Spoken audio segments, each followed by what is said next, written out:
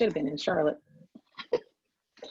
Ladies and gentlemen, it's Canardo Greg James with Trailblazer Television. I've been gone for a few months. I apologize, man. I just been bogged down with a lot of things, but I have a very special guest joining us today. She is a licensed professional counselor and private practice practitioner on the Grand Strand.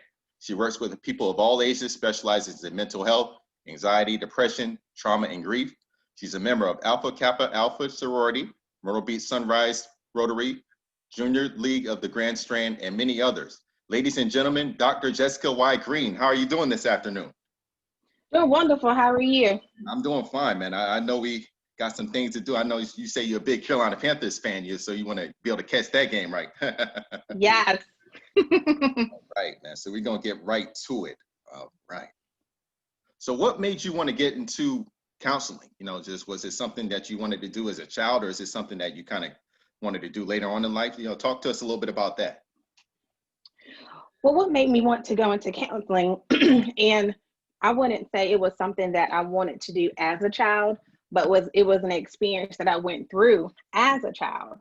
My father was actually in the military, in the Army, and he was the co-pilot on an aircraft that crashed in the mountains of Fort Stewart, Georgia.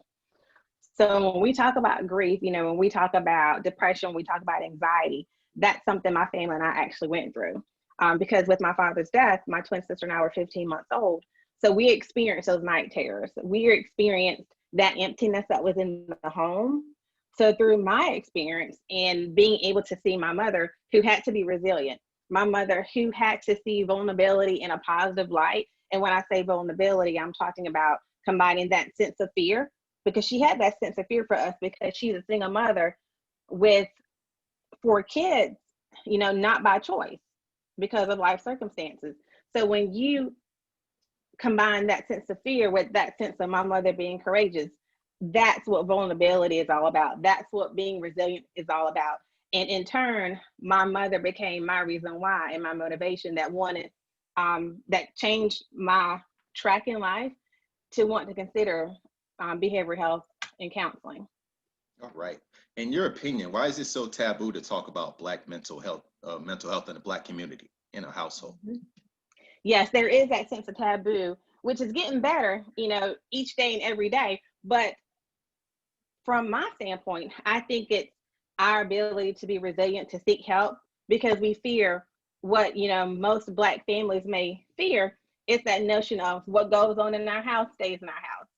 So when you start seeking and looking for a counselor, that taboo was gone. So it's that sense of fear and that sense of us being able to be courageous, to build those connections and have compassion, and knowing that being that there are more and more and more clinicians of color, it's that sense of balance, that sense of you not having to explain yourself, not explaining your viewpoint, where you can have that dialogue and not have to explain different terminologies. They get you, they understand you, and it makes you feel better knowing that they look like you and they understand you.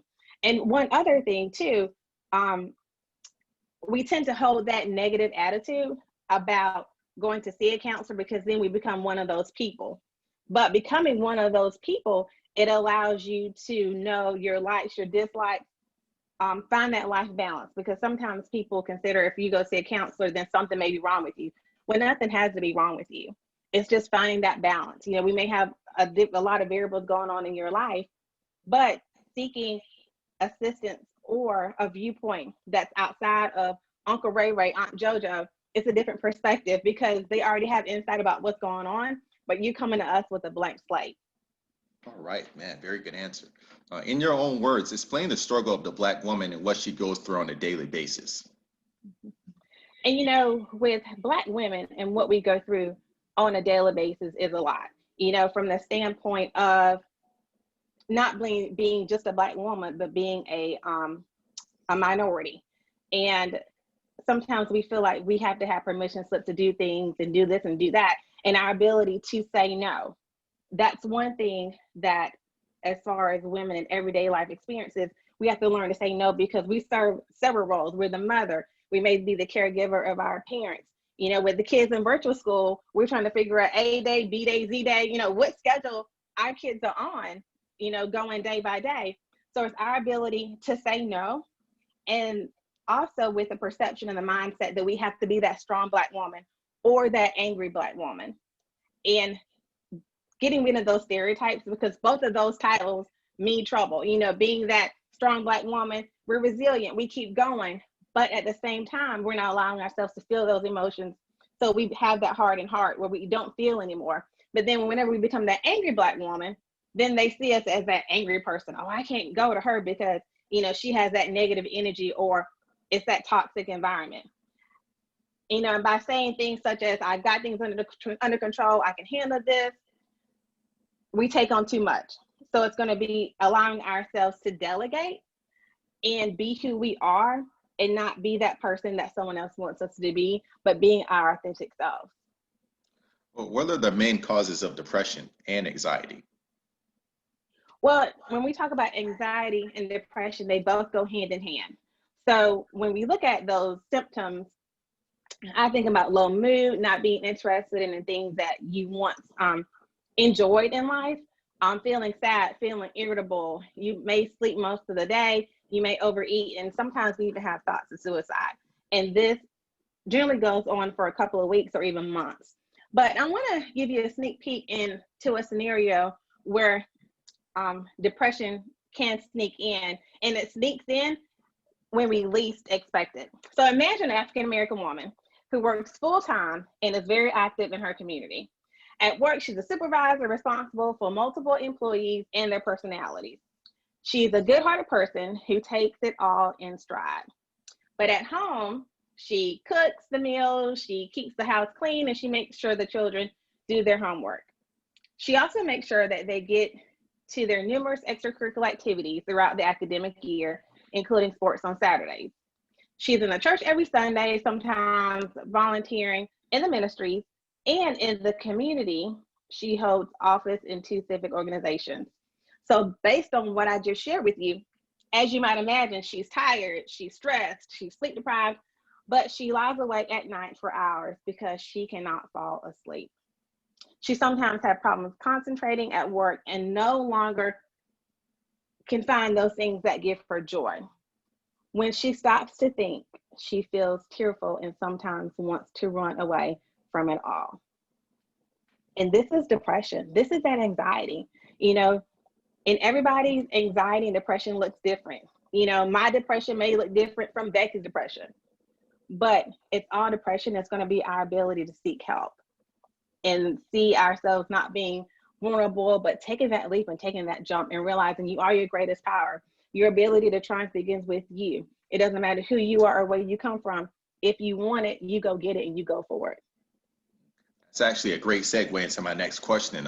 How big of an issue is silent suffering with Black women in the Black community in general? And that's a great topic and a great question, because there is a silent suffering, and we're suffering because we have that sense of shame. We have that lack of trust, and then that socioeconomic status plays an important role as well, because there are so many minorities who do not have health insurance. There's so many minorities who need to complete that application for insurance, but they have difficulty understanding what they're reading, so they give up. But it's not only a disadvantage for them, but it's also this disadvantage for their kids.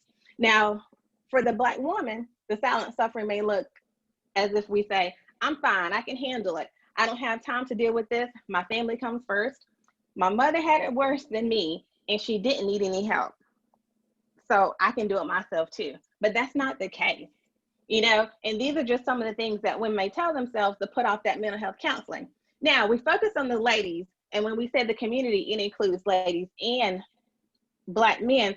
So for the Black man, for men of color, their rules seem to be a little different. As far as if we go back in history, the man is supposed to be powerful, not supposed to show any emotions, and they're supposed to not be allowed to express themselves. So for the ladies, just to, the hint on the men a little bit, we have to think about putting ourselves in their shoes. Where is their safe place? There's really no safe place for them. So ladies, when our boyfriend, husband, whomever say, hey, we're going to have a boys weekend, just me and the fellas, let them go. It's the same way as you have your girls retreat. Allow them to have the same thing, and maybe you can do it together where, we're staying in two different houses but have it on the same weekend. But they need a retreat. They need that opportunity to express themselves and not worry about what other people are thinking, worrying about other people's perception, but they can collaborate ideas and share ideas the same way we do. So allow them to have their moments, allow them to take it all in, and encourage them to do that. Sometimes we discourage them because we're so nervous. Are they going to do this? Are they going to do that? Mm-mm. Let them have their time. Let them have their moment, just like they let us do. Oh, I I had to love say that that. little piece. I love that answer. I love that answer. To all the Black men out there, how can we be a better support system to our Black queens that are suffering with mental health or vice versa? Yeah, and these are going to be some of the do's, some of the things that we need to encourage. I would say pray with them and for them. But when we pray, we have to pray with meaning. We can't just have a general pray. We have to pray. We have to be specific. We have to express what we want, because you have to tell them what you need. And we have to remember too that it may come tomorrow, it may come the next day, it may come a week later, but God does not Amazon Prime things. It takes time. And we have to remember, in life, it's not a sprint. Life is more of a marathon, and things take time. We didn't get into this situation overnight. It took time to get to that point. Share meaningful scripture verses. Help them see that the family needs them to be healthy and be well. Listen and give credibility to their feelings. If they are seeing a counselor, say, hey, do you want me to go with you to a session? And show affection, encourage them.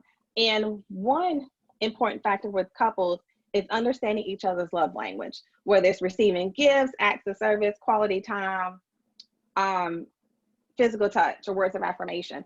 Understand their love language, because to them, when you do that, you're telling them, I love you and I care for you and I want the best for you. Awesome. Awesome.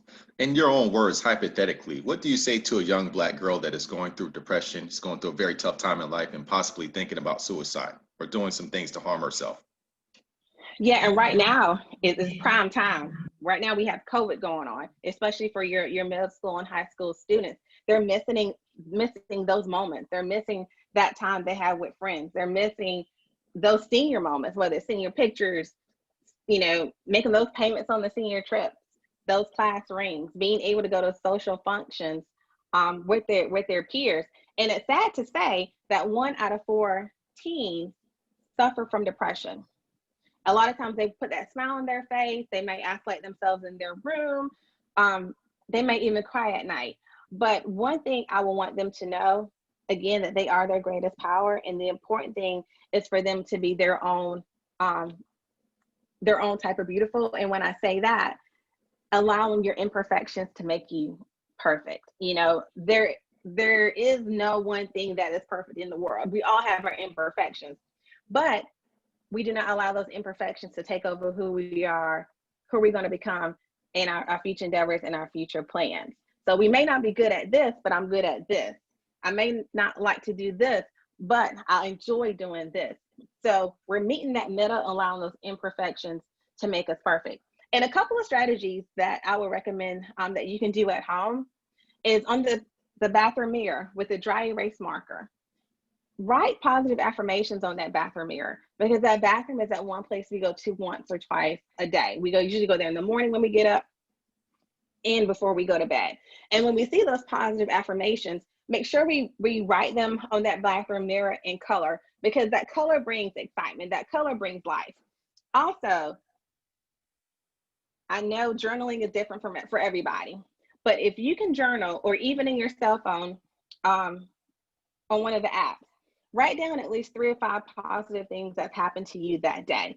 Because by the time when you get to the end of the week, you're going to have at least 20 to 25 positive things that's happened that week. And then you realize, you know what? My world isn't as bad as I thought it was. And the last thing that we can do is, I call it 2 roses and a thorn. So every day as a family, we can discuss and talk about 2 positive things that's happened that day and 1 negative thing. That's that thorn.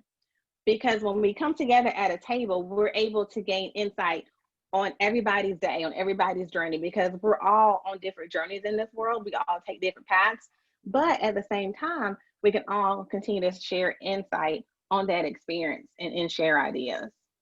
Awesome job, Dr. Green, man. Tell everyone where they can reach you, where they can find you on social media platforms or wherever they can.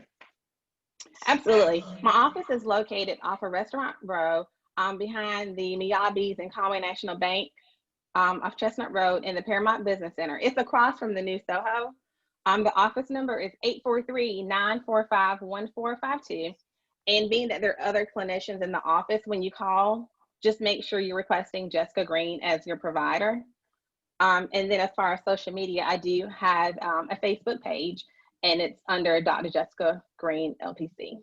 Dr. Jessica Green, ladies and gentlemen, she did an awesome job. I learned a lot myself today. And as someone that went through depression and anxiety at a young age, I could definitely relate to a lot of what you were saying. And thank you for joining us today. Absolutely. All right.